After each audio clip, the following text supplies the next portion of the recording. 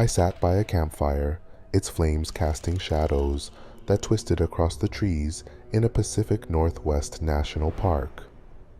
It was the early 2010s, and I was there with three friends, Sarah, Mike, and Emily.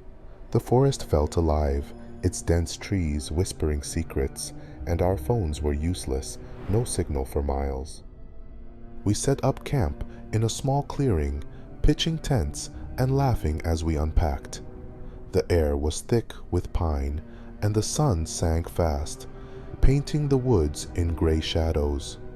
A chill ran through me, but I told myself it was just the wilderness. We were there for a weekend escape, and I thought nothing could ruin it. That first evening, I felt restless. A lake was about a mile down the trail, and I wanted to see it before dark. "I'm going for a walk," I called, grabbing my flashlight and backpack. "Back in an hour." Mike smirked. "Don't get lost out there." I laughed and headed down the trail. The path was narrow, lined with towering pines that blocked the sky. Silence pressed in, broken only by my boots crunching dirt. Dusk crept up, the forest turning gray, the air colder. I walked on, expecting the lake, but the trail seemed to stretch, pulling me deeper into the woods. Things turned strange. I walked, my flashlight cutting through the dark, when I heard a rustling, leaves shifting behind me. I stopped, shining the light around, but saw only trees. My heart beat faster, but I told myself it was an animal. The trail was supposed to be simple, no turns, but it felt wrong, like it led somewhere else. I checked my watch. 45 minutes had passed, and the lake was nowhere in sight. I turned back, but the trail looked different, narrower, the trees closer, like they'd shifted. I walked faster, my breath visible in the cold. The rustling grew louder, closer, and then I heard footsteps. Not mine, but someone else's, pacing me. I spun around, flashlight shaking, but saw nothing, just darkness. "Who's there?" I shouted, my voice swallowed by the forest. The footsteps stopped, but I felt eyes on me, heavy and unblinking. Panic took over, and I ran toward camp, branches snagging my jacket. I tripped, my backpack sliding off, and I scrambled up, too scared to grab it, sprinting through the trees. They said I'd been gone for hours, way past my hour.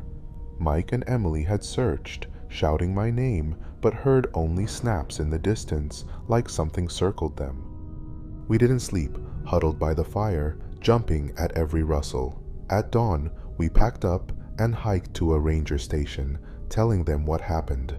A search team went out, and days later, they found my backpack, 5 miles from the lake, in the opposite direction.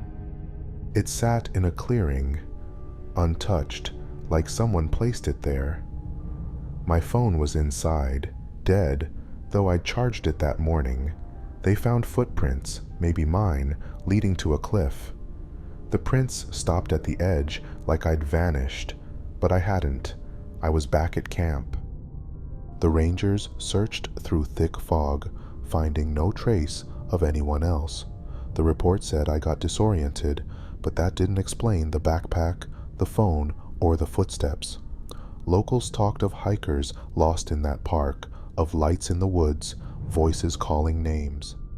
Some said the forest hid things that didn't let go. I left something out there, my trust in the wild. I haven't camped since, and at night I still hear rustling, like whatever followed me hasn't forgotten. I lay under a single star, its light piercing the dark, next to Emma, my girlfriend, in the Appalachian Mountains. It was the early 2000s, and we'd camped in a secluded spot, far off the trail, craving solitude. Our tent was pitched, a small fire burned, and we shared a blanket, whispering about our dreams. The air was crisp, the woods silent, and it felt like we'd stolen a moment from the world. I held her close, the firelight warm on her face, and thought this was perfection. The first night passed quietly, but the second night changed everything. Around midnight, I woke to a rustling outside the tent. I held still, listening, hoping it was nothing. Emma slept, her breathing soft. The rustling grew louder, closer, more deliberate. I nudged her, whispering, "Emma, you hear that?"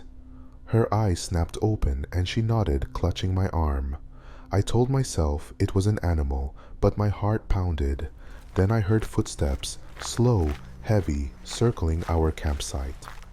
I grabbed my flashlight, hands trembling, and Emma whispered, "Don't go out." But I had to know. I unzipped the tent a crack, shining the beam into the dark. Trees, shadows.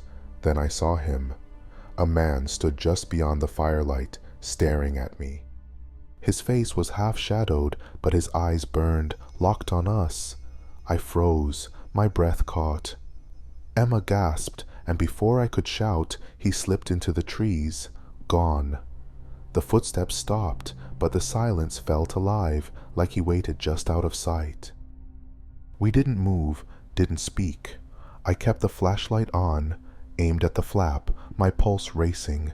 Every sound, a twig snap, a rustle, made my stomach lurch. Hours crawled by, and just before dawn, I heard whispers, low, garbled, from all around. It wasn't one voice, but many, mixed with faint laughter that chilled me. Emma cried silently, and I tried to stay strong, but I was terrified he'd come back. At dawn, we packed up, hands shaking, barely speaking. As I pulled down the tent, I saw symbols carved into the trees around us, fresh, jagged shapes I didn't understand. Our cooler was torn open, food scattered, but nothing taken. It felt like a warning. We hiked out, exhausted, and found a ranger station. We told them everything, but they found no footprints, no trace of anyone. A local overheard, his face grim. He spoke of a recluse in those woods, seen for years, watching campers, never too close. Until then, he warned us to stay away. Emma and I moved to the city, tried to forget, but I couldn't. I woke at night, hearing whispers, feeling those eyes. Sometimes I heard footsteps outside our apartment, stopping just beyond the door.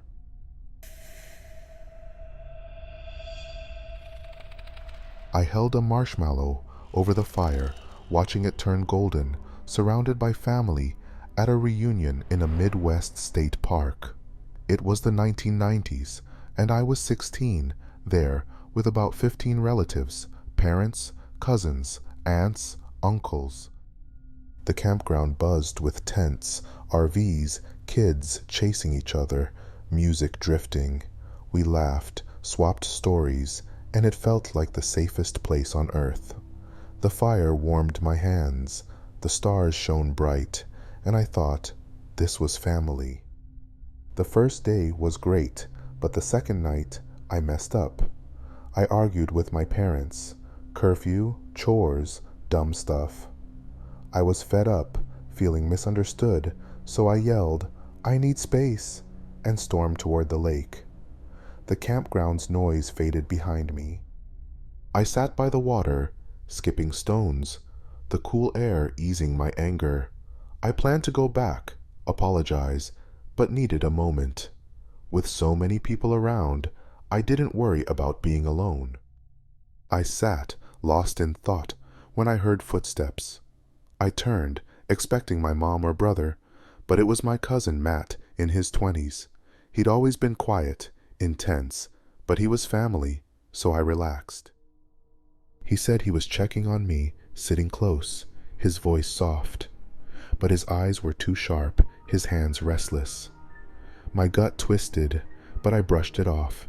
He asked why I was upset, leaning in, and I laughed nervously, my heart racing.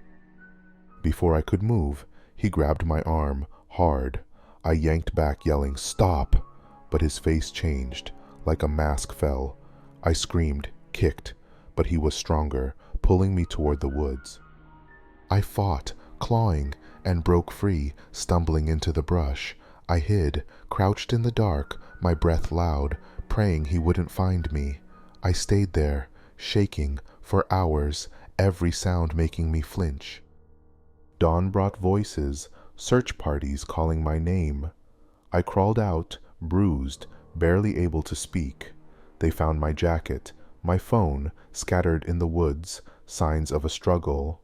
My mom sobbed, holding me, and the police took over. Days later, the truth came out. Matt had a history, violence, arrests the family ignored, calling it his temper. They'd let him stay, and I suffered for it. Matt was arrested, but it broke us. My family splintered, torn by guilt and anger. I survived, but I changed. I couldn't go near a campground, couldn't smell smoke without panic. Therapy helped, but the betrayal lingered, a scar that wouldn't fade. I saw his eyes in my nightmares. That moment he turned and wondered if I'd ever trust again.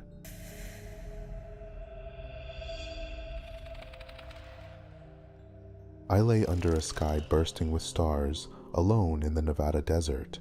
It was the 2010s, and I'd camped miles from anywhere, near Area 51, drawn to its rumors, secret bases, strange sightings. My tent was pitched, a small fire burned, and the silence was perfect, the desert stretching like an ocean. I felt free, like I'd left the world behind, just me and the universe. The first night was calm, but the second night, around 2 a.m., I woke to a glow outside my tent.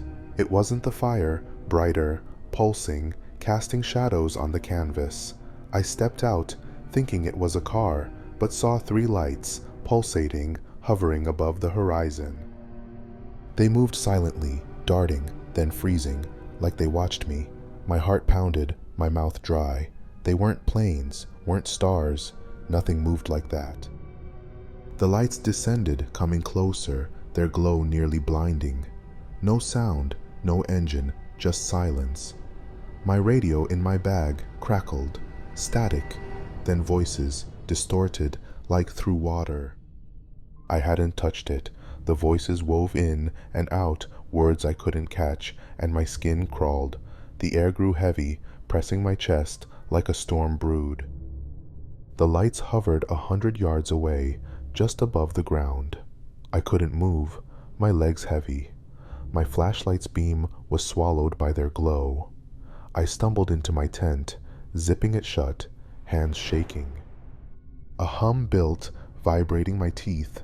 Shadows shifted on the canvas, like something circled. I whispered, "Go away," over and over. Then it stopped. The hum, the glow, the voices. Silence hit, sharp and heavy. I waited until dawn, too scared to move. The lights were gone, but burn marks, circular, precise, scarred the ground near my tent. My watch was frozen at 2:13 a.m. when it began. My radio's battery was drained. I packed up, trembling, and drove to town, my mind racing. The police called it military tests, but I knew better. Online, I found others, lights, burns, lost time near Area 51. They spoke of dreams of being watched. I couldn't sleep, saw those lights in my mind, felt the hum. At night I heard static, faint voices like they called me still.